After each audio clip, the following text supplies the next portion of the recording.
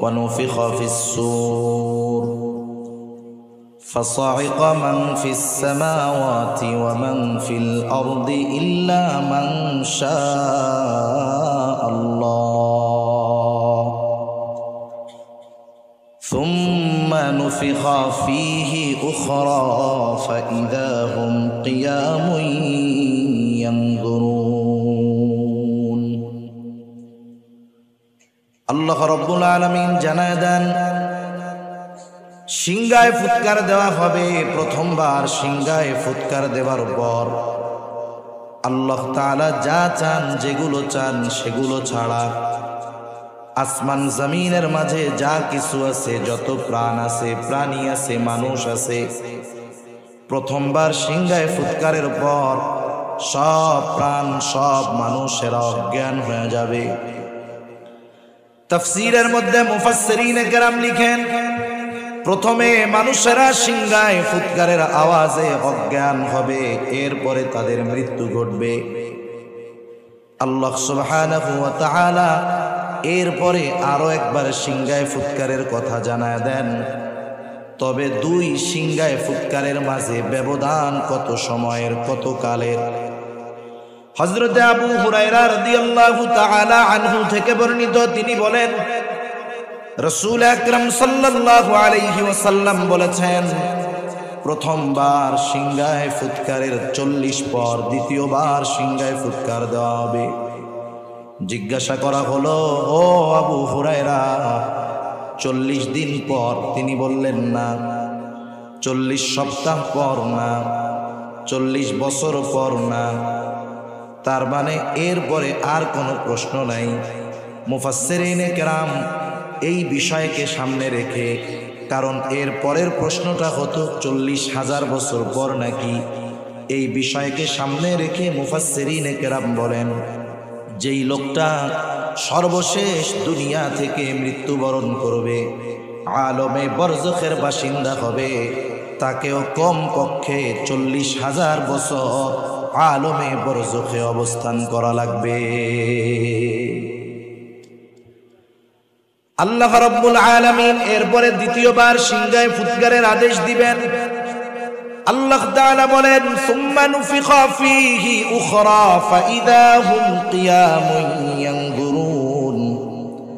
আল্লাহ তাআলা বলেন, অতঃপর যখন আবার সিংহায় ফুৎকার দেওয়া হবে, যাকে যেখানে দাফন করা হয়েছে প্রত্যেকের অবস্থান স্থল থেকে উঠে যাবে, দাঁড়ায়া যাবে, ডানে বামে তাকায় দেখতে থাকবে কি অবস্থা। রাসূলুল্লাহ সাল্লাল্লাহু আলাইহি ওয়াসাল্লাম বলেন, কিয়ামতের দিন প্রত্যেকটা মানুষ বিবস্ত্র অবস্থায়, বস্ত্রহীন অবস্থায় উঠবে। আয়েশা সিদ্দিকা রাদিয়াল্লাহু তাআলা আনহা জিজ্ঞাসা করলেন, ইয়া রাসূলুল্লাহ, মানুষেরা কি লজ্জা পাবে না? একজন অপরজনের দিকে কি তাকাবে না? নবীজি সাল্লাল্লাহু আলাইহি ওয়াসাল্লাম বলেন, আয়েশা, সেই দিন মানুষ এতটা চিন্তিত, ভীত থাকবে যে একজন আরেকজনের দিকে তাকানোর বিষয়টা চিন্তাও করবে না। মুফাসসিরিনে কেরাম লিখেন, কারণ হাদিসের মধ্যে আসছে কারো কবর রাউদাতুম মিন রিয়াদিল জান্নাহ হয়ে যাবে, কারো আলমে বরজখটা এমন হবে সে জানি জান্নাতের একটা বাগানে আছে, কারো আলমে বরজখের অবস্থা এমন হবে সে যেন জাহান্নামের একটা গর্তের মধ্যে আছে।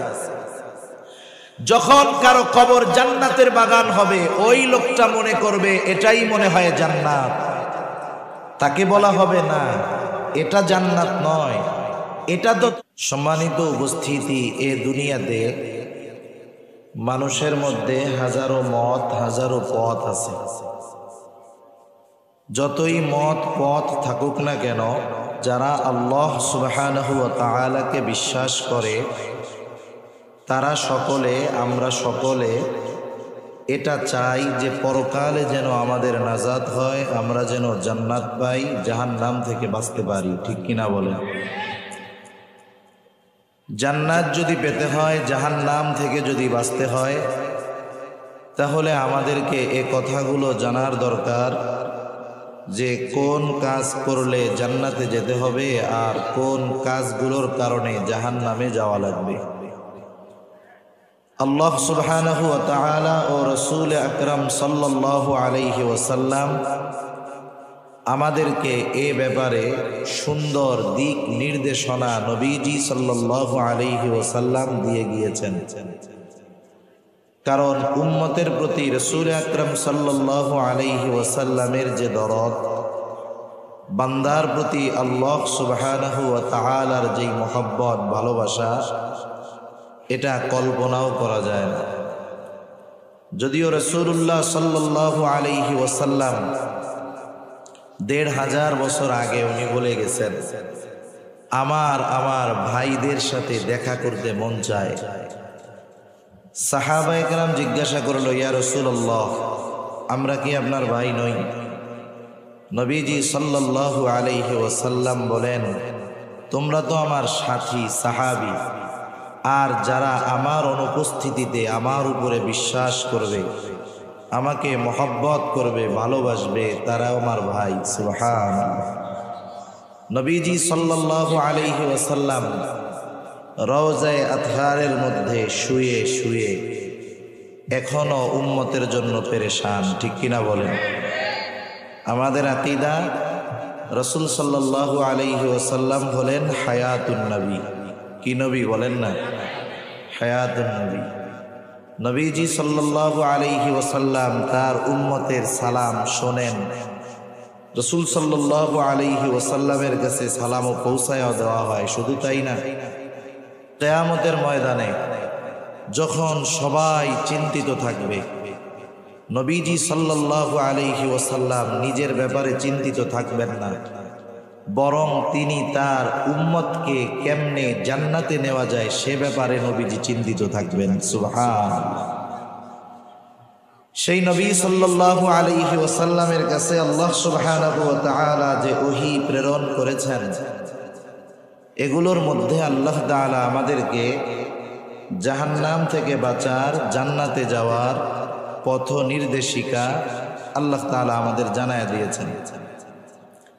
তো সম্মানিত উপস্থিতি, এখন এই মুহূর্তে আমরা এখানে যারা আছি, আশেপাশে যারা আছে, গোটা দুনিয়াতে যত মানুষ আছে, এ কথা মোটামুটি নিশ্চিতভাবে বলা যায়, আজ থেকে নিয়ে ১০০ বছর পর এই মুহূর্তে পৃথিবীতে যারা আছে তাদের কেউ থাকবে না।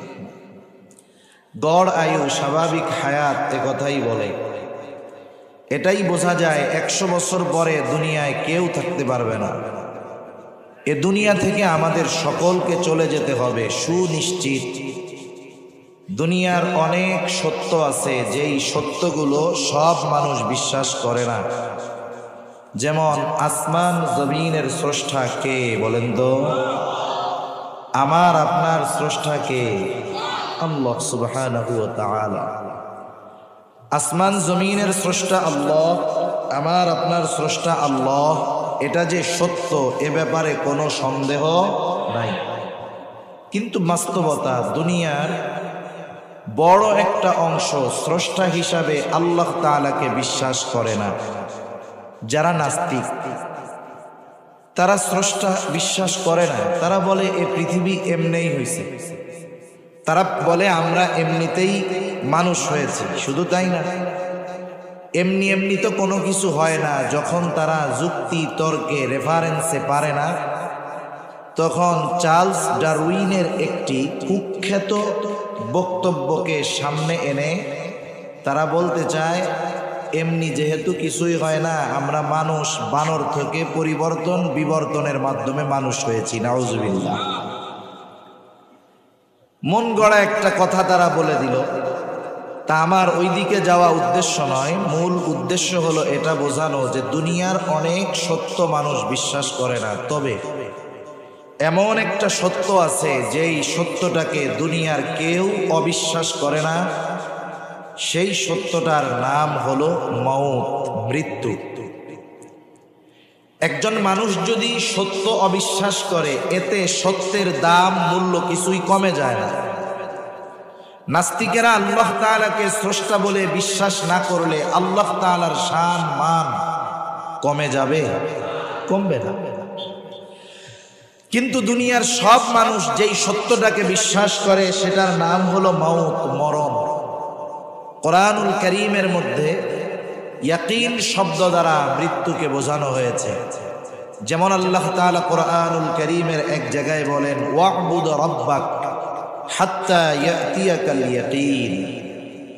আপনি আপনার রবের ইবাদত করেন কতক্ষণ? দৃঢ় সত্যের আগমন পর্যন্ত তথা মৃত্যু আসা পর্যন্ত আপনি আপনার রবের ইবাদত করেন। তা এ দুনিয়া থেকে আমাদের সকলকে চলে যেতে হবে। আমাদের প্রত্যেকের একটি নির্দিষ্ট হায়াত মেয়াদ আছে।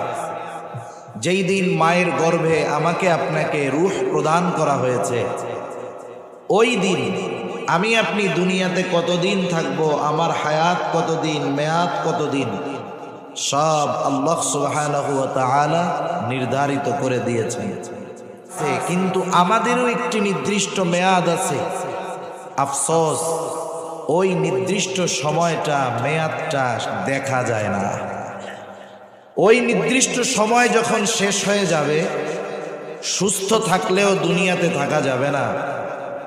অসুস্থ হলে, মেয়াদ না ফুরালে ওই লোকটা মরবে না। আজীব ব্যাপার। কয়েকদিন আগে দেখলাম সৌদি আরবের এক রাজপুত্র 17 নাকি 18 বছর লাইফ সাপোর্টে আছে, কোমায় আছে। না 17 বছর সে চোখ খুলে একবার তাকাইছে, না একবার কথা বলছে, না একটু বডি নড়াচড়া করছে। একভাবে সে 18 বছর এক বিছানায় পড়ে আছে, মরতে একটু বাকি। এই লোকটার হায়াত আছে, তাই এখনো জিন্দা। অথচ কত মানুষ দেখেছি এমন, শুনেছি মায়ের সাথে, পরিবারের সাথে সুস্থ অবস্থায় রাতে কথা বলে খেয়ে ঘুমাতে গেছে, ওই ঘুমটাই তার জীবনের শেষ ঘুম, আর উঠতে পারে নাই। হয় কি হয় না? হয়। মানুষ মেয়াদ শেষ হওয়ার সাথে সাথে কেউ দুনিয়ায় থাকতে পারবে না। মেয়াদ শেষ হওয়ার এক মুহূর্ত আগেও মালাকুল মউত আসবে না। মেয়াদ শেষ হওয়ার এক মুহূর্ত বিলম্ব হবে না। একেবারে যথাসময়ে মালাকুল মউত তাকে দেওয়া দায়িত্ব পালন করবে। যখন কোনো মানুষ মৃত্যুবরণ করে, আমাদের অঞ্চলে মৃত্যুর খবর যখন প্রচার করে, এইভাবে বলে আর কি, অমক এলাকার অমক আজ বিকাল 5 ঘটিকার সময় ইন্তেকাল করিয়াছে, আগামীকাল সকাল 7টা বা 8টায় অমক স্থানে তার জানাজা হবে। মৃত্যুর খবর প্রচারের সময় একটা শব্দ ব্যবহার করে, ইন্তেকাল। এই শব্দটা আপনাদের অঞ্চলে বলে? ইন্তেকাল শব্দটি তো আরবি শব্দ, অর্থ হলো স্থানান্তরিত হওয়া। তার মানে ইন্তেকালের মাধ্যমে, মৃত্যুর মাধ্যমে একটা মানুষের সব কিছু শেষ হয়ে যায় না, বরং সে স্থানান্তর হয়। কোথার থেকে কোথায়? দুনিয়া থেকে আলমে বরজখে সে স্থানান্তর হয়। এতকাল ছিল দুনিয়ার জগতে, এখন সে নতুন আর এক জগতের বাসিন্দা, যেটার নাম হলো আলমে বরজখ। ওই জগতেও হাসি কান্না, আনন্দ, শান্তি আছে। কারণ রাসূলুল্লাহ সাল্লাল্লাহু আলাইহি ওয়াসাল্লাম বলেন, যখন কাউকে কবরস্থ করা হয়, কারো কবর হয় রাউদাতুম মিন রিয়াদিল জান্নাহ, কারো কবর হয় জান্নাতের একটি বাগান, কারো কবর হয় জাহান্নামের একটা গর্ত। তার মানে দুনিয়া থেকে আমাদের সকলকে আলমে বরজখে স্থানান্তর হতে হবেই। আলমে বরজখে আমাদের অবস্থান করতে হবে দীর্ঘকাল, তবে অনন্তকাল নয়। আলমে বরজখের অবস্থানও একটা সময় শেষ হয়ে যাবে। আল্লাহ সুবহানাহু ওয়া তাআলা পবিত্র কোরআনুল কারীমের মধ্যে বলেন, وَنُفِخَ فِي الصُّورِ فَصَعِقَ مَنْ فِي السَّمَاوَاتِ وَمَنْ فِي الْأَرْضِ إِلَّا مَنْ شَاءَ اللَّهُ ثُمَّ نُفِخَ فِيهِ أُخْرَى فَإِذَا هُمْ قِيَامٌ يَنْظُرُونَ আল্লাহ রাব্বুল আলামিন জানায় দেন, সিংহায় ফুৎকার দেওয়া হবে। প্রথমবার সিংহায় ফুৎকার দেওয়ার পর আল্লাহ তাআলা যা চান, যেগুলো চান সেগুলো ছাড়া আসমান জমিনের মাঝে যা কিছু আছে, যত প্রাণ আছে, প্রাণী আছে, মানুষ আছে, প্রথমবার সিংহায় ফুৎকারের পর সব প্রাণ, সব মানুষেরা অজ্ঞান হয়ে যাবে। তাফসীরের মধ্যে মুফাসসিরিনে কেরাম লিখেন, প্রথমে মানুষেরা সিংহায় ফুৎকারের আওয়াজে অজ্ঞান হবে, এরপরে তাদের মৃত্যু ঘটবে। আল্লাহ সুবহানাহু ওয়া তাআলা এরপরে আরো একবার সিংহায় ফুৎকারের কথা জানায় দেন। তবে দুই সিংহায় ফুৎকারের মাঝে ব্যবধান কত সময়ের, কত কালের? হযরতে আবু হুরায়রা রাদিয়াল্লাহু তাআলা আনহু থেকে বর্ণিত, তিনি বলেন, রাসূল আকরাম সাল্লাল্লাহু আলাইহি ওয়াসাল্লাম বলেছেন, প্রথমবার সিংহায় ফুৎকারের 40 পর দ্বিতীয়বার সিংহায় ফুৎকার দেওয়া হবে। জিজ্ঞাসা করা হলো, ও আবু হুরায়রা, 40 দিন পর? তিনি বললেন, না। 40 সপ্তাহ পর না, 40 বছর পর না। তার মানে এরপরে আর কোনো প্রশ্ন নাই। মুফাসসিরিনে কেরাম এই বিষয়কে সামনে রেখে, কারণ এর পরের প্রশ্নটা হতো 40,000 বছর পর নাকি, এই বিষয়কে সামনে রেখে মুফাসসিরিনে কেরাম বলেন, যেই লোকটা সর্বশেষ দুনিয়া থেকে মৃত্যুবরণ করবে, আলমে বরজখের বাসিন্দা হবে, তাকেও কম পক্ষে 40,000 বছর আলমে বরজখে অবস্থান করা লাগবে। আল্লাহ রাব্বুল আলামিন এরপরে দ্বিতীয়বার সিংহায় ফুৎকারের আদেশ দিবেন। আল্লাহ তাআলা বলেন, সুম্মা নুফিখা ফীহি উখরা ফাইদা হুম কিয়ামুন ইয়ানজুরুন। আল্লাহ তাআলা বলেন, অতঃপর যখন আবার সিংহায় ফুৎকার দেওয়া হবে, যাকে যেখানে দাফন করা হয়েছে প্রত্যেকের অবস্থান স্থল থেকে উঠে যাবে, দাঁড়ায়া যাবে, ডানে বামে তাকায় দেখতে থাকবে কি অবস্থা। রাসূলুল্লাহ সাল্লাল্লাহু আলাইহি ওয়াসাল্লাম বলেন, কিয়ামতের দিন প্রত্যেকটা মানুষ বিবস্ত্র অবস্থায়, বস্ত্রহীন অবস্থায় উঠবে। আয়েশা সিদ্দিকা রাদিয়াল্লাহু তাআলা আনহা জিজ্ঞাসা করলেন, ইয়া রাসূলুল্লাহ, মানুষেরা কি লজ্জা পাবে না? একজন অপরজনের দিকে কি তাকাবে না? নবীজি সাল্লাল্লাহু আলাইহি ওয়াসাল্লাম বলেন, আয়েশা, সেই দিন মানুষ এতটা চিন্তিত, ভীত থাকবে যে একজন আরেকজনের দিকে তাকানোর বিষয়টা চিন্তাও করবে না।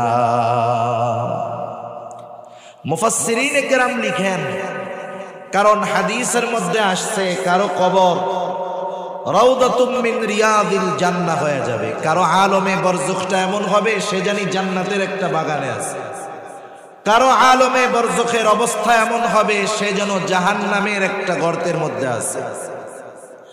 যখন কারো কবর জান্নাতের বাগান হবে, ওই লোকটা মনে করবে এটাই মনে হয় জান্নাত। তাকে বলা হবে, না, এটা জান্নাত নয়, এটা তো তোমার ওয়েটিং রুম। আরে সে তো ভিআইপি পারসন, তার আসল ঠিকানা তো জান্নাত। এই জন্য তার ওয়েটিং রুমটা এমন যে সে মনে করতেছে এটাই মনে হয় জান্নাত, কারণ এর চাইতে সুন্দর আরামদায়ক আর কিছুই হতে পারে না। তাকে জানানো হবে যে এটাই আপনার মূল আবাসস্থল নয়, বরং কিয়ামতের পরে আপনাকে আপনার মূল আবাসস্থলে পাঠায় দেওয়া হবে। এইবার ওই লোকটা বলবে, আল্লাহ, আপনি যথাদ্রুত সম্ভব কিয়ামত কায়েম করেন, আমি আমার মূল আবাসস্থলে যেতে চাই। আবার যার কবরটা জাহান্নামের গর্ত হয়ে যাবে, ও মনে করবে এটাই মনে হয় জাহান্নাম। ওকে জানানো হবে, না না, এটা তো তোমার আসল ঠিকানা নয়, এটা তো মাত্র স্যাম্পল, সাধারণ কিছু, এর চাইতে অকল্পনীয় শাস্তি তোমার জন্য অপেক্ষা করতেছে, যেটা কিয়ামতের পরে তোমাকে দেওয়া হবে। এইবার লোকটা বলবে, আল্লাহ, জানি কিয়ামত কায়েম না হয়। এই যে যেই লোকটা কবরের মধ্যে আযাবে ছিল, হাসরের ময়দানে যখন উঠবে, ওই লোকটা হাসরের ময়দানের অবস্থা দেখে কবরে যে আযাব ছিল সে কথা সে ভুলে যাবে। সে মনে করবে আমি আরামে ছিলাম। তাহলে হাসরের ময়দানে কতটা ভয়াবহ পরিস্থিতি হবে যে কবরে যার আযাব, সে কবরের আযাবের কথা ভুলে যাবে। ওই দিনটার কথা আমাদের প্রতিনিয়ত স্মরণ করায় দেওয়া হয়। ওই দিনের বিচারপতির কথা আমাদেরকে প্রতিনিয়ত স্মরণ করায় দেওয়া হয়।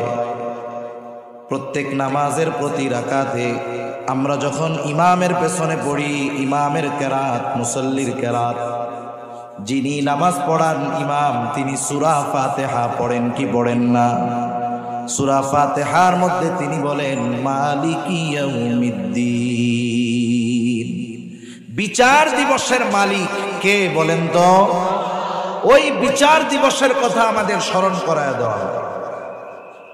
ওই দিনের আর একটা নাম হলো ইয়াউমুল হাসর। ওই দিনের আর এক নাম হলো ইয়াউমুল জাযা। ইয়াউমুল জাযা, প্রতিদান দিবস। কারণ ওই দিন আমাদেরকে আমাদের দুনিয়ার কর্মের পূর্ণ প্রতিদান আল্লাহ তাআলা দিবেন। আল্লাহ তাআলা ওই দিবসের বিচারক, তিনি বিচার করবেন, ন্যায় পরায়ণতার সাথে তিনি রায় দিবেন। দুনিয়ায় যে যেমন কর্ম করেছে তাকে তার কর্মের পূর্ণ প্রতিদান আল্লাহ তাআলা দিবে। কোন ন্যায় বিচারক যদি ন্যায় বিচার করতে চায় তাহলে তার দুটো জিনিস সামনে রেখে ন্যায় বিচার করতে হয়। কয়টা জিনিস? দুটো জিনিস। এক নাম্বার, ন্যায় বিচারের জন্য লাগে সত্যবাদী সাক্ষী আর তার সত্য সাক্ষ্য। দুনিয়ার মধ্যে অনেক সময় দেখা যায় সাক্ষী সত্যবাদী ঠিক আছে, কিন্তু সাক্ষ্য যা দেয় মিথ্যা। তিনি সাক্ষী ঠিক আছে, কিন্তু আদালতে গিয়ে যেই বক্তব্য দেয়, যেই বয়ান দেয়, যেই সাক্ষী দেয় সেটা মিথ্যা। কিন্তু ন্যায় বিচারের জন্য সাক্ষী যেমন সত্যবাদী দরকার, আবার তার সাক্ষ্যটাও স্বচ্ছ সত্য দরকার।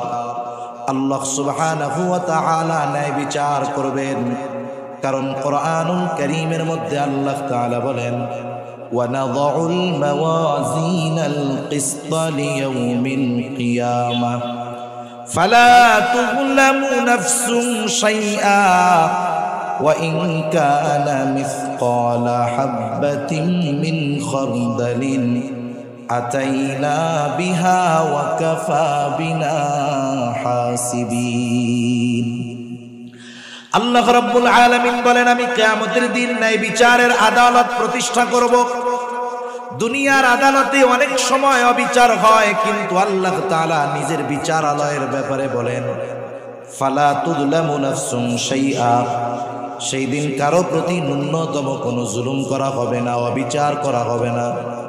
বরং ওয়া ইন কানা মিসকালা হাববাতিন মিন খরদালিন আতাইনা বিহা, কেউ যদি দুনিয়ায় সরিষা দানা পরিমাণ কোনো আমল করে থাকে, আল্লাহ তাআলা বলেন আতাইনা বিহা, সেই আমলটা হাজির করা হবে, হিসাবও নেওয়া হবে। আর আল্লাহ তাআলা বলেন কাফা বিনা হাসিবিন, হিসাব নেওয়ার জন্য আমি আল্লাহ যথেষ্ট। তাহলে ওই কিয়ামতের দিবসের একচ্ছত্র অধিপত্য বিচারক যিনি, তিনি কে? একটু জোরে বলেন না কে? তিনি সেই দিন ন্যায় বিচার করবেন। আর ন্যায় বিচারের জন্য দুটো জিনিস মাস্ট লাগবেই। এক নম্বর যেটা, সেটা হলো সত্যবাদী সাক্ষী আর তার সত্য সাক্ষ্য।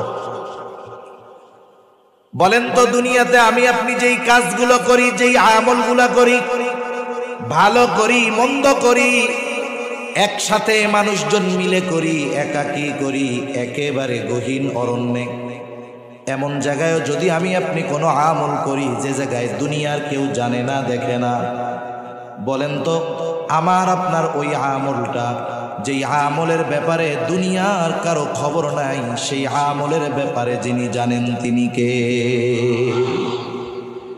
তাহলে সাক্ষী হওয়ার জন্য শাহেদ উপস্থিত হওয়া লাগে, দেখা লাগে। তাহলে আমরা যেই কর্মগুলো করি, যেখানেই করি না কেন, দেখেন কে? তাহলে আমাদের কর্মের ব্যাপারে অন্যতম প্রধান 1 নম্বর সাক্ষী আল্লাহ তাআলা। আল্লাহ তাআলা কেমন দেখে, আজীব ব্যাপার। হযরত লোকমান নাম শুনছেন না? হযরত লোকমান, কেউ বলেন উনি নবী ছিলেন, কিন্তু প্রসিদ্ধ বর্ণনা উনি একজন জ্ঞানী বিজ্ঞ মানুষ ছিলেন। আল্লাহ তাআলা ওনাকে হিকমত দান করেছিলেন।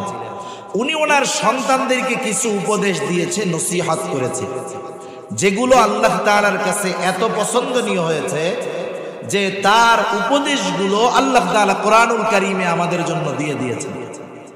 নসিহতগুলোর মধ্যে একটা নসিহত হলো, উনি ওনার সন্তানকে বলতেছে, ইয়া বুনাইয়া ইন্নাহা ইন তাকু মিসকালা হাববাতিন মিন খারদাল ফাতাকুন ফি সখরা আও ফিস সামাওয়াতি আও ফিল আরদি ইয়াতি বিহাল্লাহ।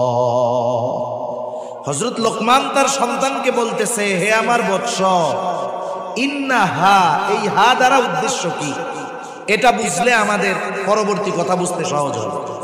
হা দ্বারা উদ্দেশ্য হলো, কোন কোন মুফাসসির বলেন হা দ্বারা উদ্দেশ্য হলো গুনার কাজ, পাপ কাজ। কোন কোন মুফাসসির বলেন হা দ্বারা উদ্দেশ্য আমল, সেটা নেকের কাজ হতে পারে, পাপের কাজও হতে পারে। তার মানে কেউ যদি একেবারে লোকচক্ষুর অন্তরালে কোনো পাপের কাজ করে সেটাও আল্লাহ দেখে। কেউ যদি লোকচক্ষুর অন্তরালে, দুনিয়ার কেউ জানে না, সে যদি ভালো কাজও করে, সেই ভালো কাজের খবর রাখেন, দেখেন কে? তাহলে এখানে হা দ্বারা উদ্দেশ্য আমল। হযরত লোকমান তার সন্তানকে বলতেছে, ও আমার বৎস, তোমার আমলটা সেটা ভালো হোক আর মন্দ হোক, সেটা যদি সরিষা দানা পরিমাণও হয়, ইন তাকু মিসকালা হাববাতিন মিন খারদাল, তোমার আমলটা যদি সরিষা দানা পরিমাণও হয়, আর ওই আমলটা যদি ফাতাকুন ফি সখরা, তুমি যদি কোনো পাথরের মধ্যে করো, আও ফিস সামাওয়াত, আসমানে করো, আও ফিল আরদ, জমিনেও যদি করো, যেখানেই করো না কেন, তোমার ওই আমলটা ইয়াতি বিহাল্লাহ, আল্লাহ তাআলা তোমার ওই আমলটা হাজির করবে। এই আয়াতের তাফসীরে হযরত আনাস রাদিয়াল্লাহু তাআলা আনহু থেকে একটা হাদিস আসছে। রাসূলুল্লাহ সাল্লাল্লাহু আলাইহি ওয়াসাল্লাম বলেন, কেউ যদি এমন পাথরের মধ্যে আমল করে, পাথরটা কেমন? যেই পাথরে প্রবেশ করার অথবা বাহির হওয়ার কোনো রাস্তা নাই, যেই পাথরের মধ্যে যাওয়ার জন্য কোনো দরজা জানালা নাই, বের হওয়ার জন্য দরজা জানালা নাই। বলেন তো, এমন পাথরের মধ্যে আমাদের কারো যাওয়া কি সম্ভব? সম্ভব না। যদি সম্ভব হয়, ওই রকম পাথরের মধ্যে যদি কেউ কোনো আমল করে, ওই আমলটা যদি সরিষা দানা পরিমাণ হয়, ওই আমলটা আল্লাহ তাআলা দেখেন এবং কিয়ামতের দিন আল্লাহ তাআলা ওই আমলটাকেও হাজির করবে। সুবহান। তাহলে চিন্তা করেন আল্লাহ তাআলা কেমন সাক্ষী। আল্লাহ রাব্বুল আলামিন শুধু নিজে সাক্ষী তা নয়, আল্লাহ রাব্বুল আলামিন ফেরেশতারা আমার আপনার কর্মের ব্যাপারে সাক্ষী। প্রতিদিন ফেরেশতারা 2 শিফটে, 2 ভাগে, একদল সকাল থেকে সন্ধ্যা, আর একদল সন্ধ্যা থেকে সকাল, এরা আমার আপনার হেফাজতের দায়িত্বে, নিরাপত্তার দায়িত্বে নিয়োজিত থাকে। আল্লাহ তাআলার আদেশে ওই ফেরেশতারা আমাকে আপনাকে অনেক বিপদ আপদ থেকে বাঁচায়, আল্লাহ তাআলার আদেশে। শুধু তাই না, আমার আপনার সাথে 2 জন সম্মানিত লেখক আছেন। আল্লাহ তাআলা তাদের ব্যাপারে বলেন, কিরামান কাতিবিনা ইয়ালামুনা মা তাফআলুন। আল্লাহ তাআলা বলেন, সম্মানিত লেখকদ্বয় জানে তোমরা কি আমল করো। তার মানে ফেরেশতারা আমাদের কর্মের ব্যাপারে সাক্ষী। এরপরে আল্লাহ রাব্বুল আলামিন আরো জানায় দেন, আমরা আমাদের যেই অঙ্গ প্রত্যঙ্গ দিয়ে কর্ম সম্পাদন করি, এরাও আমার আপনার কর্মের ব্যাপারে সাক্ষী। কারণ কিয়ামতের দিন আমার আপনার অঙ্গ প্রত্যঙ্গগুলো দুনিয়ায় আমি আপনি যেই কর্ম করেছি, সব কর্মের খবর আল্লাহর কাছে বলে দিবে। আল্লাহ রাব্বুল আলামিন সূরা ইয়াসিনের মধ্যে বলেন, আল-ইয়াওমা নাখতিমু আলা আফওয়াহিহিম ওয়া তুকাল্লিমুনা আইদিহিম ওয়া তাশহাদু আরজুলুহুম বিমা কানু ইয়াকসিবুন। আল্লাহ তাআলা বলেন, আজকের এই দিন অর্থাৎ কিয়ামতের দিন আমি তাদের মুখের উপরে মোহর মেরে দিব। আমার সাথে কথা বলবে তাদের হাত, সাক্ষী দিবে তাদের পা। বিমা কানু ইয়াকসিবুন, এই হাত পা দ্বারা তারা কি উপার্জন করেছে। শুধু যে হাত পা সাক্ষী দিবে তা নয়, আল্লাহ রাব্বুল আলামিন বলেন, শাহিদা আলাইহিম সামউহুম ওয়া আবসারুহুম ওয়া জুলুদুহুম বিমা কানু ইয়ামালুন। আল্লাহ তাআলা বলেন, সাক্ষী দিবে তাদের কান, সাক্ষী দিবে তাদের চোখ। আমরা সাধারণত এই অঙ্গ প্রত্যঙ্গগুলো দ্বারা মানুষ তার কাজ সম্পাদন করে। বলেন তো, যেই মানুষটা 70-80 বছর হায়াত পেয়েছে, এই 70-80 বছরের হায়াতের জিন্দেগিতে তার হাত কোনোদিন কথা বলছে নাকি? কান কোনোদিন কথা বলছে? যুবক কত রাত গান শুনতে শুনতে কত রাত কাটায় দিয়েছে, কান কোনোদিন বলে নাই আর গান শুনিস না, বহুত শুনছস। চোখ দিয়ে কত রাত মোবাইল দেখে দেখে কাটায় দিয়েছে, কোনোদিন এই চোখ বলে নাই বহুত হইছে আর দেখিস না। জবান দিয়ে কত বকা পচা কথা বলছে, জবান কোনোদিন বলে নাই বহুত গুনাহ করছস আর করিস না, বলিস না। যারা 70-80 বছর সাথে থেকে একটা মুহূর্তের জন্য কথা বলে নাই, যখন তারা দেখবে ওই হাত পা চোখ কান কিয়ামতের দিন তার বিপক্ষে কথা বলতেছে, এই লোকটা হতবাক হয়ে যাবে, হতবাক হয়ে যাবে। সে এবার জিজ্ঞাসা করবে, ক্বালু লিজুলুদিহিম লিমা শাহিদতুম আলাইনা, এই চামড়া কেন আজকে তোমরা আমার বিপক্ষে সাক্ষী দাও, আমাদের বিপক্ষে সাক্ষী দাও। তার মানে সে কেমন যেন বলতে চায়, দুনিয়ায় তো কথাবার্তা বলতে পারতা না, আজকে কেমন করে কথা বলো আর আমাদের বিপক্ষে তুমি সাক্ষী দিচ্ছ। তার এই কথার জবাবে অঙ্গ প্রত্যঙ্গ জবাব দিবে, ক্বালু আনতাকানাল্লাহ, আজকে আমাদের কথা বলার ক্ষমতা যিনি দিয়েছেন তিনি কে? দুনিয়ায় আল্লাহ তাআলা কথা বলতে মানা করছে তাই বলি নাই, কিন্তু আজকে তো আল্লাহ তাআলা কথা বলার ক্ষমতা দিয়েছে। এই জন্য আজকে তোমার সব কর্মের খবর, যেহেতু আমি সাক্ষী, আমি চোখ দিয়ে তুমি এই গুনাহগুলো করছো, আমি কান দিয়ে এই গুনাহগুলো করছো, আমি হাত দিয়ে গুনাহগুলো করছো, আমি তোমার গুনার সবচেয়ে বড় সাক্ষী। এজন্য আজকে আমি আল্লাহ কথা বলার ক্ষমতা দিয়েছে, তোমার ব্যাপারে আমি আল্লাহর কাছে তোমার কর্মের সাক্ষী দিচ্ছি। আরো সাক্ষী আছে, আমি আর ওদিকে যাব না। এখন বলেন, অনেক সময় দুনিয়ায় মিথ্যা সাক্ষী পাওয়া যায়, অনেক ক্ষেত্রে সত্য সাক্ষীকে হুমকি ধামকি প্রলোভন লোভ দিয়ে মিথ্যা সাক্ষ্য দেওয়ানো যায়। কিন্তু কিয়ামতের ময়দানে আল্লাহ তাআলা যেই সাক্ষীর ব্যবস্থা করেছেন, এই সাক্ষীগুলোকে হুমকি ধামকি টাকা পয়সা দিয়ে তাদের সাক্ষ্য পরিবর্তন করা যাবে না। দ্বিতীয় যেই জিনিসটা দরকার, এভিডেন্স, দলিল, কর্মের সংরক্ষণ দরকার। আল্লাহ রাব্বুল আলামিন আমার আপনার কর্মের সবচাইতে বড় সংরক্ষক। শুধু তাই না, সাথে সাথে আল্লাহ তাআলা ওই যে সম্মানিত লেখক দ্বয় কাজ কি তাদের, আল্লাহ তাআলা বলেন, ইযিয়াতালাক্কাল মুতালাক্কিয়ানি আনিল ইয়ামিনি ওয়া আনিশ শিমালি কঈদ। আমাদের ডান কাঁধে একজন, বাম কাঁধে একজন ফেরেশতা বসা আছে।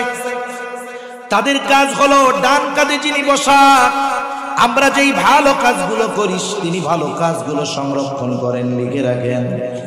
বাম কাঁধে যিনি, তিনি আমাদের মন্দ কাজগুলো লিখে রাখেন। শুধু তাই না, আরো একজন ফেরেশতা আমাদের সাথে আছে, তার কাজ হলো গোটা হায়াতের জিন্দেগিতে আমি আপনি যত কথা বলি সব কথাগুলো ওই ফেরেশতা রেকর্ড করে রাখে।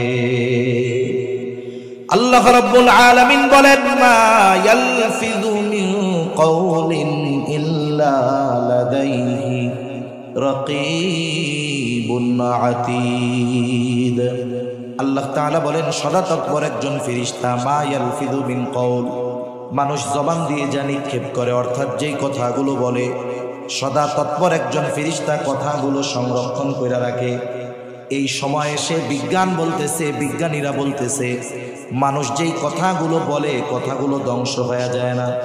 আমি আপনি যেই কথাগুলো বলি কথাগুলো ধ্বংস হয়ে যায় না, বরং যত কথা জীবনে বলেছি সব কথাগুলো বাতাসের মধ্যে ভেসে বেড়ায়। বিজ্ঞান এই কথা বলতেছে যে মানুষের সব কথাগুলো বাতাসের মধ্যে আছে। বলেন তো, কিয়ামতের দিন আল্লাহ তাআলা যদি বাতাসকে বলে, বাতাস, বখতিয়ার পাড়ার আব্দুর রহিম গোটা হায়াতের জিন্দেগিতে যত কথা বলছে সব কথাগুলো আমার সামনে হাজির করো, বলেন তো এই কাজটা আল্লাহ তাআলার জন্য শুধু সহজ নাকি অতি সহজ? অতি অতি সহজ আল্লাহ তাআলার কাছে। এজন্য আমাদের কর্ম সংরক্ষণের ব্যবস্থাও আল্লাহ তাআলা রাখছেন।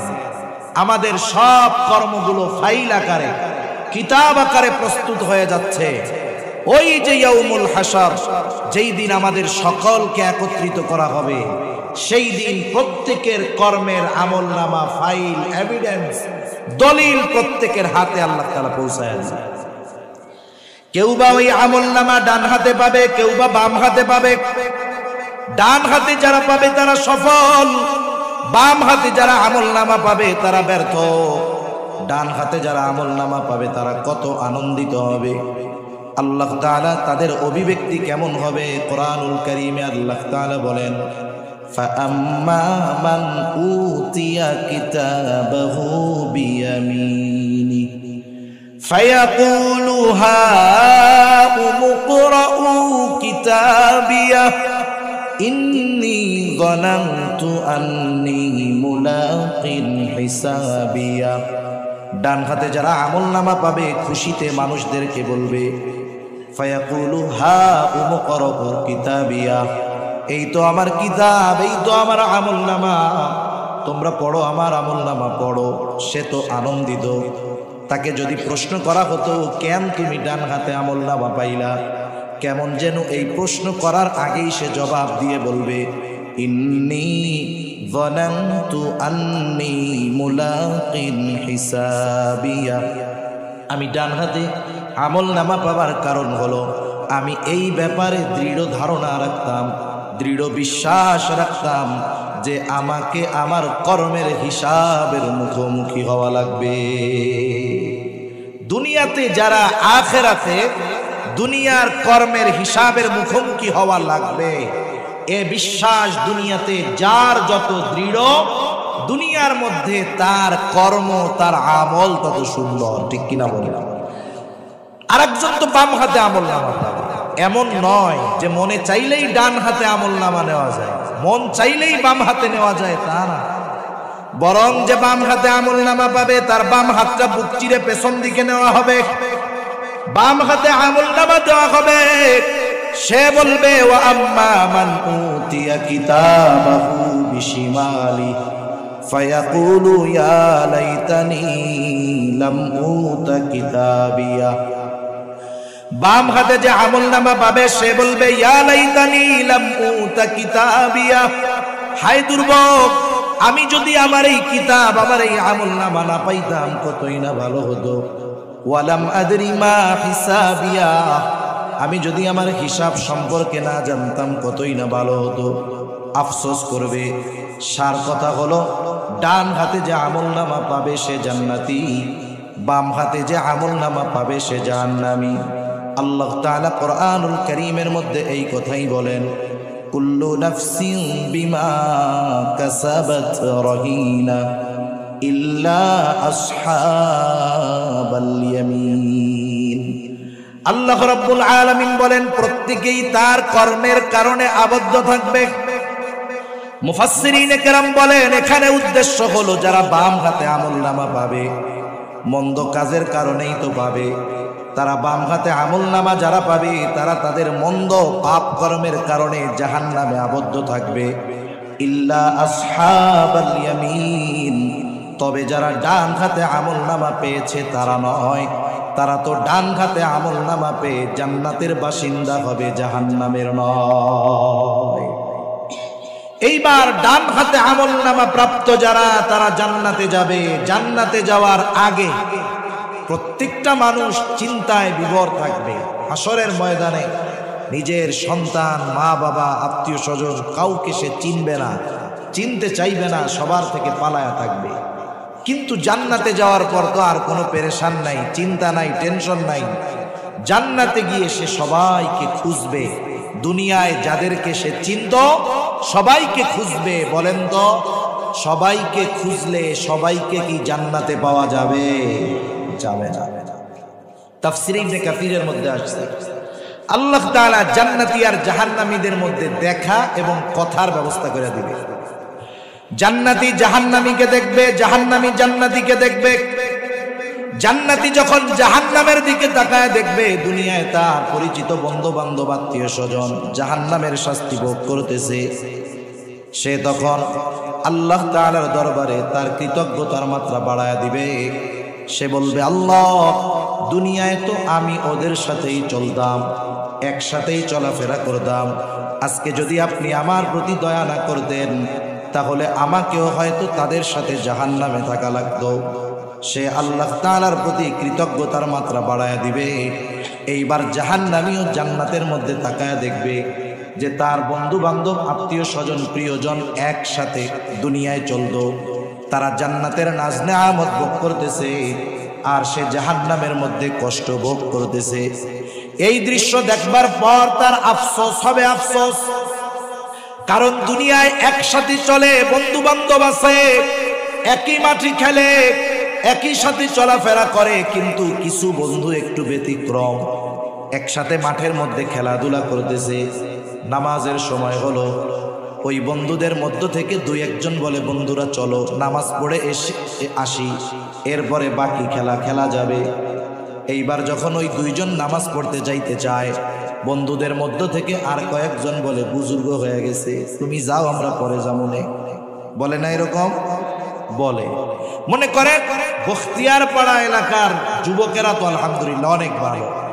আজকে তো 14ই ফেব্রুয়ারি, সারা দেশব্যাপী কত গোনা সংগঠিত হচ্ছে আল্লাহ তাআলা ভালো জানে। আসলে কি জানেন, কোন আযাব দেখার পর যখন পাপের মাত্রা বাড়ে, বুঝবেন ওই আযাব আরো তীব্র হয়ে ওই পাপীদের উপরে আসার সম্ভাবনা আছে। আফসোসের ব্যাপার, সম্প্রতি সময় আমরা দেখলাম তুরস্কের এক ভূমিকম্পে, কয়েক সেকেন্ডের ভূমিকম্পে তছনছ হয়ে গেছে তুরস্ক। এরপরেও আমাদের মধ্যে অনুশোচনা বোধ জাগে না যে পাপের কারণে ওই ধরনের শাস্তি আসে। জমিনে আল্লাহ জালজালা বাড়ায় দেয়, জমিনে কম্পন বেড়ে যায়, অথচ এর পরেও আমাদের কিছু মানুষ যত আযাব দেখে কেমন যেন তাদের অবাধ্যতার মাত্রা আরো বেড়ে যায়। তা কত অপরাধ চলতেছে। হয়তো বন্ধু বান্ধবের মধ্যে কেউ কেউ বলছে যে, দেখ ভাই, 14ই ফেব্রুয়ারি আমরা গান টান এসব করতে পারবো না, আল্লাহর ভয় আছে, তোমরা করলে করো, আমরা পারবো না, কিন্তু না করা ভালো। তখন বন্ধুরা কি বলে, দৌড় বেটা, এখন তো যুবক, এখন তো উপভোগের সময়, এনজয়ের সময়, বাদ দে, বুড়া হইলে ভালো হয়ে যাবে। হায় হায়, হয়তো আল্লাহ না করুন ওই যে গুনার থেকে ফিরতে বলতো, ফিরতো, নামাজে যাইতো, ওই বন্ধু জান্নাতে যাবে আর ওইগুলা জাহান্নামে। যখন তাকায় দেখবে যে হায় হায়, নামাজের 5টা মিনিট সময় যদি ওর সাথে সেই দিন যাইতাম তাহলে তো আজকে আমিও জান্নাতে থাকতে পারতাম। এই যে আফসোস, অল্প কারণে, অল্প সময় তার সাথে না থাকার কারণে জাহান্নামে গেলাম, এই আফসোসের কারণে এমনিতেই তো শাস্তি হবে, আফসোসের কারণে তার মধ্যে কষ্ট অনুভব আরো বেড়ে যাবে। শুধু তাই না, জান্নাতি আর জাহান্নামীদের মধ্যে কথোপকথন হবে। আল্লাহ রাব্বুল আলামিন সেই কথাই বলেন। আল্লাহ তাআলা কোরআনুল কারীমের মধ্যে জানায় দেন, ফি জান্নাতি ইয়াতাসাআলুনা আনিল মুজরিমিনা মা সালাকাকুম ফি সাকার। জান্নাতীরা পরস্পর জাহান্নামীদেরকে জিজ্ঞাসা করবে, কোন কারণে তোমরা জাহান্নামে আসলা, কোন কারণে তোমরা জাহান্নামী। জান্নাতীদের এই প্রশ্নের জবাবে জাহান্নামীরা জাহান্নামে যাওয়ার 4টি কারণ বলবে। কয়টা কারণ? একটু জোরে বলেন না, কয়টা? এই 4 কারণ যদি আমাদের কারো মধ্যে থাকে, ওই কারণগুলো রাখবো নাকি বাহির করে দিব? বলেন তো, ডাক্তার যদি বলে আপনি যদি জীবন বাঁচাতে চান, আপনার এমন রোগ হয়েছে হাতটা কাইটা ফেলতে হবে, কি করবেন? শুধু কাটবেন না, টাকা দিয়ে কাটবেন। কাটার পরে যদি সুন্দর হয়, ডাক্তারের প্রশংসা কইরা বলবেন, দেখছো ডাক্তার কত ভালো ডাক্তার, একেবারে সমান কইরা কাটছে। অথচ হাত একটা ফালায়া দিছে, টাকাও দিলেন, প্রশংসাও করলেন। আফসোস, আমরা জীবন বাঁচানোর জন্য হাত ফালায়া দিতে দ্বিধাবোধ করি না, টাকা দিয়া উল্টা আরো হাত ফালায়া দেই। অথচ জাহান্নাম থেকে বাঁচার জন্য আল্লাহ তাআলা কিছু নির্দেশনা আমাদের দেন। আমরা জীবন বাঁচানোর জন্য এত কিছু করি, জাহান্নাম থেকে বাঁচার জন্য কিছু জিনিস আমরা ত্যাগ করতে পারি না। এটা আমাদের জন্য আফসোসের ব্যাপার। 5-6 মিনিটের মধ্যে 4 কারণ বলে আমি আলোচনা শেষ করব, একটু খেয়াল দিয়ে শুনবো ইনশাআল্লাহ। আচ্ছা, ঠিক আছে। তাহলে জাহান্নামীরা 4টি কারণ বলবে। কয়টা কারণ? আরো জোরে বলেন, কয়টা? বলেন তো। আমি শুরুতে বলেছিলাম, দুনিয়ার মধ্যে হাজারো মত থাকতে পারে, পথ থাকতে পারে, কিন্তু আল্লাহ তাআলাকে যারা বিশ্বাস করে কেউ জাহান্নামে যাইতে চায় না, ঠিক কিনা বলেন? সেজন্য আমরা কেউ জাহান্নামে যদি না যাইতে চাই, এই সূরার এই আয়াতগুলোর আলোকে এই নির্দেশনা আমাদের ফলো করা জরুরি। জাহান্নামীরা এবার বলবে, ক্বালু লাম নাকু মিনাল মুসাল্লিন। 1 নাম্বার কারণ হিসাবে বলবে, লাম নাকু মিনাল মুসাল্লিন। আমরা জাহান্নামে আসার 1 নাম্বার কারণ, আমরা মুসল্লি ছিলাম না। মুসল্লি কাকে বলে? সপ্তাহে 1 দিন মসজিদে হাজিরা দিলে সে মুসল্লি নয়, বরং মুসল্লি হলো সে যে নামাজ ত্যাগ করে না। কিন্তু আফসোসের ব্যাপার, আমাদের দেশে অধিকাংশ মানুষ প্রকৃত মুসল্লি নয়। আমাদের ঢাকা শহরে দেখছি আর কি, 7-8 তলা মসজিদ, এক ফ্লোরে 2-3 হাজার লোক ধরবে। জুমার দিন এই 7-8 ফ্লোর পুরা ভরে যায়, মসজিদের ছাদ ভরে যায়। শুধু তাই না, মসজিদের বাহিরে রাস্তায় যত মানুষ থাকে, মসজিদের ভিতরে যত মানুষ, তার চাইতে বাইরেও আরো বেশি মানুষ। ওই মসজিদটাতে ওই দিনের আসরের নামাজে নিচের ফ্লোরের অর্ধেকও ভরে না। তার মানে একটু সমীকরণ টান দেন, জুমার মুসল্লি যা হয় হোক, আমাদের দেশে প্রকৃত মুসলমান নামাজি মুসল্লি 5%ও নাই, হয়তো একটু কম বেশি হইতে পারে। তার মানে আমাদের দেশে আমরাই অধিকাংশ প্রকৃত মুসল্লি নয়। এখন মুসল্লি নয় কেন, মানে নামাজি নয় কেন, বেনামাজি কেন বেশি? আপনি আমি যদি নামাজ না পড়ার কারণগুলো অনুসন্ধান করি, মুসলমান নামাজ কেন পড়ে না, কারণ হিসাবে পাওয়া যাবে যে সে তার দুনিয়ার কর্মকে প্রাধান্য দিয়ে নামাজ পড়ে না। আপনি যদি খুঁজেন ব্যবসায়ী নামাজ পড়ে না, কেন পড়ে না? ব্যবসার কারণে পড়ে না। সিএনজিওয়ালা নামাজ পড়ে না, কেন পড়ে না? তার সিএনজি চালানোর কারণে পড়ে না। যে নৌকা চালায় নামাজ পড়ে না, কেন পড়ে না? নৌকা চালানোর কারণে পড়ে না। চাকরিজীবী নামাজ পড়ে না, কেন পড়ে না? চাকরি করার কারণে পড়ে না, ঠিক কিনা বলেন? একটু বুঝে থাকলে আমাকে একটু জবাব দেন তো। মানুষ যে কাজ করে, কর্ম করে রিজিকের জন্য, তাই তো? চাকরি করে রিজিকের জন্য, ব্যবসা করে রিজিকের জন্য। তাহলে রিজিকের জন্য চাকরি করে, রিজিক উপার্জন করতে গিয়ে সে নামাজ পড়ে না। এখন বুঝে থাকলে জবান খুলে জবাব দিবেন, ওই রিজিকের মালিক কে? আরো জোরে, কে? রিজিকের মালিক রাজ্জাক। রিজিক পাওয়ার যেই পদ্ধতি বলল, সেই পদ্ধতি বাদ দিয়ে যদি আমরা রিজিক তালাশ করি, আসল রিজিক পাওয়া যাবে? রিজিকের মালিক কি বলে? রিজিকের মালিক বলে, ওয়া'মুর আহলাকা বিস-সালাতি ওয়াসতাবির আলাইহা লা নাসআলুকা রিজকা। রিজিকের মালিক বলে, তুমি তোমার অধীনস্থ যারা আছে নামাজের আদেশ করো, তুমিও তার উপরে অটল থাকো। তার মানে তুমি নামাজি হও, ঘরের মানুষদেরকে নামাজি বানায় দাও। তাইলে কি হবে? আল্লাহ তাআলা বলেন, বান্দা লা নাসআলুকা রিজকা, আমি আল্লাহ তোমার কাছে তো রিজিক চাই না, কিন্তু তুমি মুসল্লি, ঘরের মানুষ যদি মুসল্লি হয়ে যায়, নাহনু নারযুকুকা, তুমি মুসল্লি, ঘরের মানুষ মুসল্লি, আমি আল্লাহ তোমাকে এই জন্য রিজিক দিয়ে দিব। তাইলে আমরা তো ইমানদার, আমরা এ কথা বিশ্বাস করি আমার কর্ম, আমার চাকরি, আমার ব্যবসা আমাকে রিজিক দেয় না, রিজিক দেয় কে? আরো জোরে কে? সেই রিজিকের মালিক বলতেছে তুমি মুসল্লি হও, ঘরের মানুষকে মুসল্লি বানাও, আমি আল্লাহ তোমাকে রিজিক দিব। তাহলে যদি মুসল্লি হওয়া যায় দুনিয়ার লাভ, রিজিক পাওয়া যাবে, সাথে সাথে জাহান্নাম থেকে বাঁচা যাবে। এই জন্য জাহান্নামীরা তাদের জাহান্নামে যাওয়ার 1 নাম্বার কারণ বলছে আমরা মুসল্লি ছিলাম না। আর আমরা মুসল্লি হব, কি হব একটু জোরে বলেন, আরো জোরে বলেন কি হব? শত ব্যস্ততা থাক, নামাজ আমরা বাদ দিব না। এইবার 2 নাম্বার কারণ, তারা বলবে ওয়ালাম নাকুনু তুইমুল মিসকিন, আমরা মিসকিনদেরকে খানা দিতাম না। সাধারণভাবে মানুষকে খানা খাওয়ানো ফজিলতের কাজ।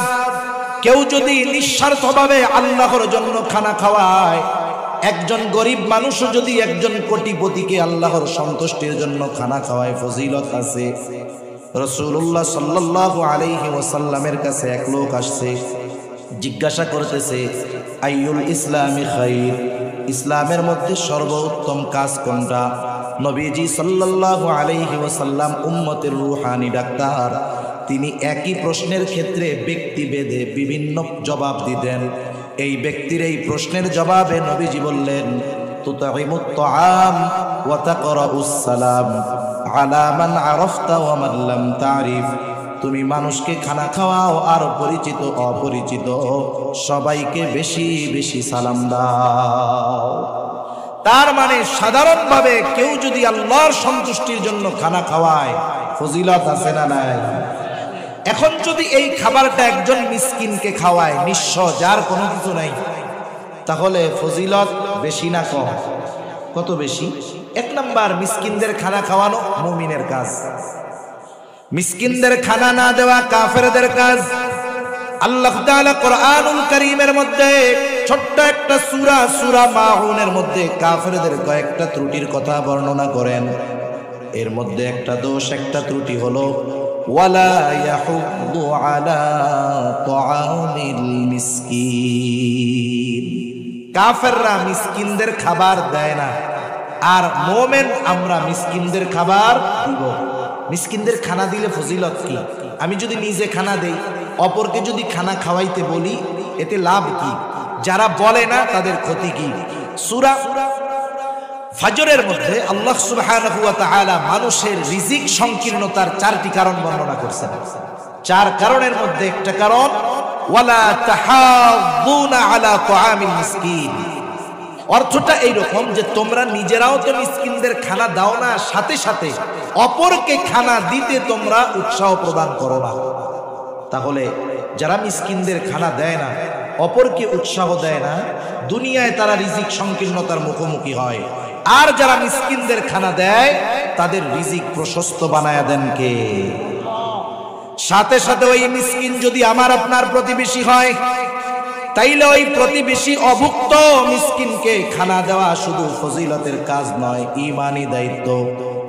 কারণ রাসূলুল্লাহ সাল্লাল্লাহু আলাইহি ওয়াসাল্লাম বলেন লাইসাল মুমিন আল্লাযী ইয়াশবাউ, ওই ব্যক্তি মুমিন নয় যে পেট পুরে খায় আর তার প্রতিবেশী তার পাশে অভুক্ত কাটায়। সেজন্য এই যে রমাদান মাস আসতেছে, রোজার মাস, অনেকে হয়তো আমরা প্ল্যানিং করতেছি এখন থেকে অনেক কিছু।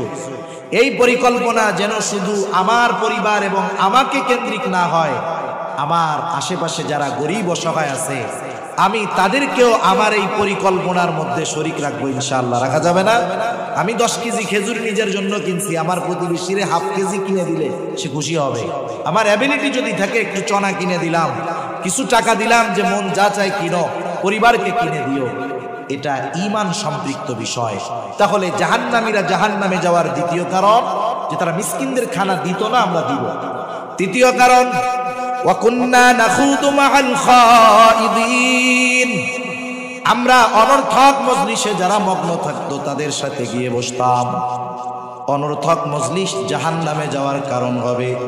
এখন আমরা কোন ধরনের মজলিসে বসবো, কোন ধরনের মজলিসে বসবো না, এর সুন্দর একটা নীতিমালা আছে। বুজুর্গানে দিন বলেন, তোমরা ওই ধরনের মজলিস পরিহার করো, ওই ধরনের মজলিসে বসবা না যেই মজলিসের মধ্যে দুনিয়া এবং আখেরাত এই দুই জাহানের কোনো কল্যাণ নাই। অমন মজলিস থেকে তোমরা বেঁচে থাকো। মনে করেন এমন মজলিস যেখানে দুনিয়ার কল্যাণ আছে, বৈধ কল্যাণ, এটাও ভালো। আর যদি দ্বীনি মজলিস হয়, এই যে বসছেন দ্বীনি মজলিস, এই ধরনের দ্বীনি মজলিস যদি হয় তাইলে তো ভালোর উপরেও ভালো। এই মজলিসগুলোর দ্বারা দুনিয়ারও উপকার, আখেরাতেরও উপকার।